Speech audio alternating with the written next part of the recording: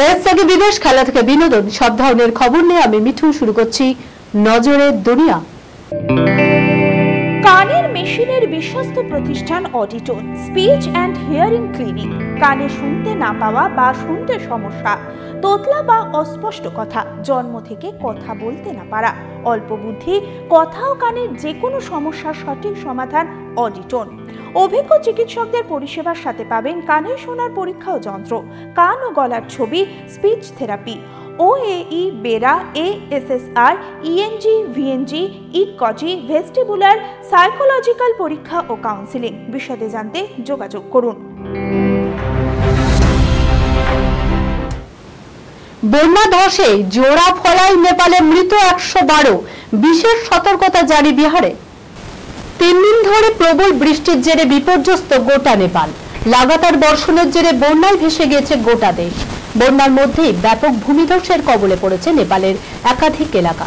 সব মিলিয়ে কার্যত ধ্বংসস্তূপে পরিণত হয়েছে রাজধানী কাঠমান্ডু সহ একাধিক এলাকা।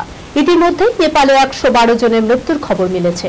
পড়শি দেশের এহেন অবস্থায় আতঙ্ক ছড়াচ্ছে ভারতেও। বিহারে জারি হয়েছে বন্যা সতর্কতা। গত বৃহস্পতিবার থেকে নেপালে শুরু হয়েছে প্রবল বৃষ্টি। তার জেরে দেশের একাধিক শহর চলে গেছে জলের তলায়। তার মধ্যেই শনিবার হরপাবানের সতর্কতা জারি করে নেপালের আবহাওয়া দপ্তর। রবিবার নেপালের সশস্ত্র বাহিনী সূত্রে খবর মেলে বন্যা এবং ভূমিধসের জেরে অন্তত 112 জনের মৃত্যু হয়েছে। এখনো নিখোঁজ আরো 68 জন। সেই সঙ্গে 100 জন গুরুতর আহত অবস্থায় চিকিৎসাধীন রয়েছেন। ভয়াবহ পরিস্থিতি মোকাবেলা করতে জরুরি বৈঠকে বসেছেন নেপালের কার্যকরী প্রধানমন্ত্রী প্রকাশমান সেন। উদ্ধার কাজ আরো দ্রুত করতে নির্দেশ দেওয়া হয়েছে মন্ত্রিসভাকে। আগ্নেয়াস্ত্র নিয়ন্ত্রণে বাইডেনের পদক্ষেপ। আর মাত্র কয়েকটা দিন আমেরিকায় প্রেসিডেন্টের দায়িত্ব পালন করবেন তিনি। বিদায় নেওয়ার আগে অত্যন্ত গুরুত্বপূর্ণ একটি এক্সিকিউটিভ নির্দেশিকায় সই করলেন জো বাইডেন। উদ্দেশ্য দেশ জুড়ে চলা আগ্নেয়াস্ত্র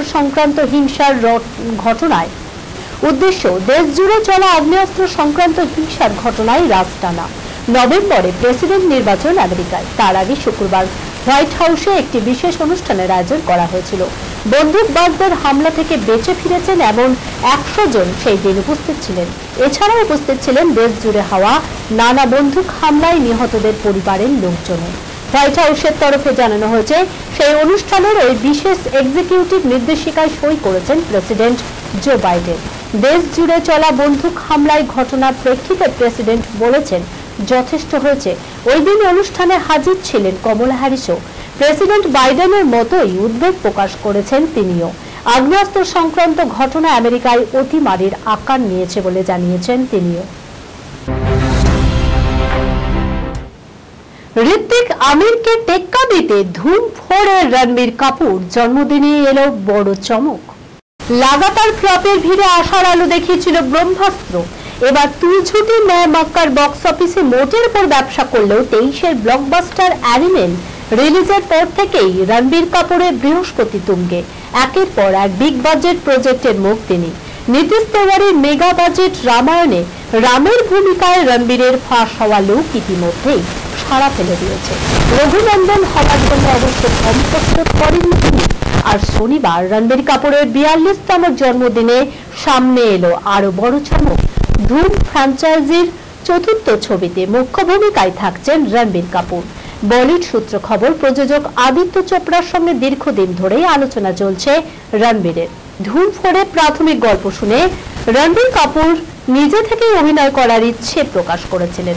প্রযোজক আদিত্য চোপড়াও এক্ষেত্রে প্রথম পছন্দ রণবীর কাপুরই। এই খবরের সঙ্গে শেষ করলাম আজকের নজরে দুনিয়া। আপনারা দেখছেন টিভি 24 বাংলা, সংবাদ বিনোদন সারাদিন সারাক্ষণ।